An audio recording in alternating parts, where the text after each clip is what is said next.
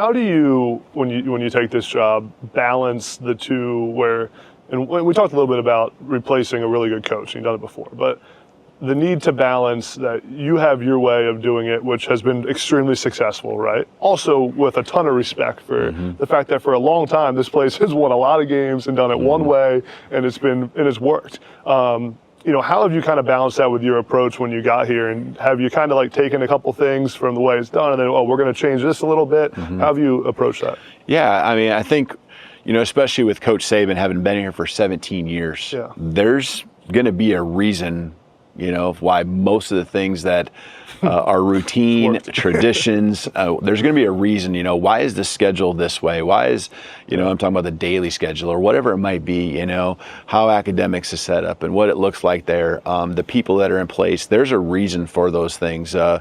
And so you really got to pay attention. And so, there are things, how we operate and what that practice plan, most practice plans are within reason, very similar, but, the guys have adjusted great to that. And the routines from the strength and conditioning, like I said, and training room, those people are really the same people for the most part. And so that really didn't change much for our guys.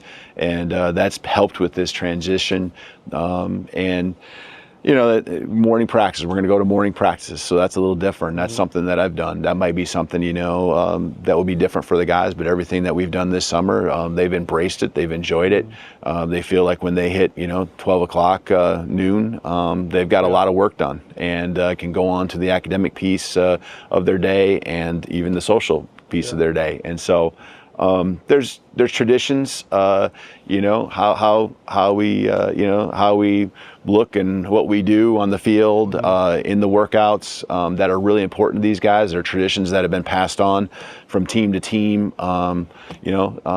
even decades. And I really have to make sure, and because I know how important it was for me as an alum and my alma mater and some of those traditions, I really want to make sure I'm always got my antennas up to those things that are said over and over again, or what our guys, in a leadership group here that we have really say are important for them to continue on and what's been done in the past. I'm a big morning practice guy, so I used to love that. You get on with the rest of your day, right? I'm sure the guys will love it.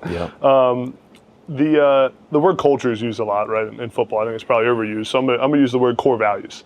What are your core values that maybe in your first team meeting that when you talk to the guys, that what you want to implement? Yeah, I think there's a lot of different things that are important, right? But we want to be first class in everything we do. We want to be men of integrity. We want to have academic.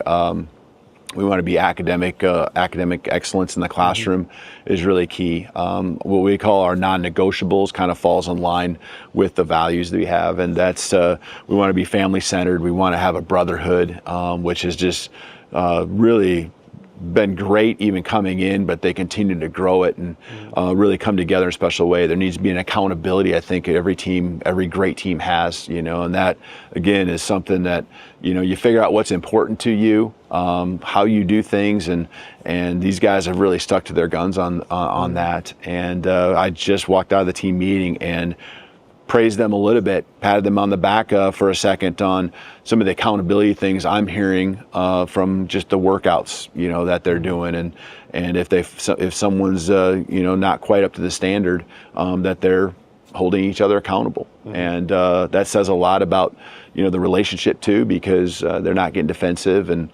going back and forth that way. And then I think all this comes together and there becomes a toughness. It's physical toughness, it's mental toughness. Those are some of the things that we call our non-negotiables in our program. And there's other values we add to it, but just doing things the right way. We say winners win because that's what winners do, and winning's really important in our program, but really it's a result of doing the things that winners do or champions do each and every day.